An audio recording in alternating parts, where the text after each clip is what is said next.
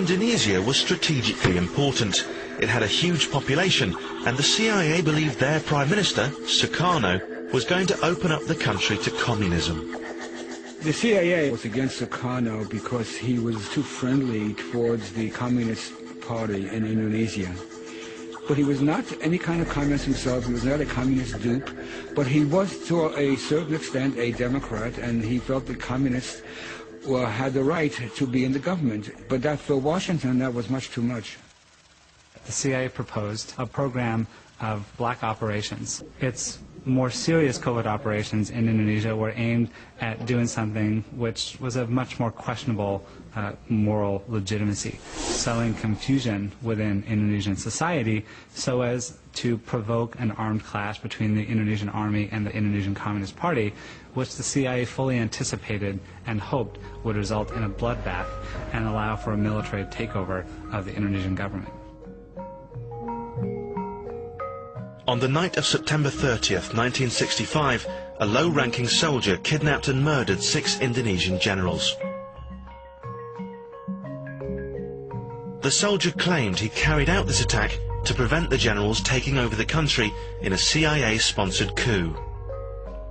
In the confusion that followed these murders, General Suharto and his army blamed the Indonesian Communist Party and mounted a coup to get rid of Prime Minister Sukarno. The CIA had got what they wanted, and Sukarno was driven from power. After the coup, the CIA worked together with the generals to ensure every single communist in Indonesia was killed. They gave the government of Indonesia a list of citizens who were communists, and this list was used by the government after the coup to start a massacre which took the lives of between 500,000 and a million people.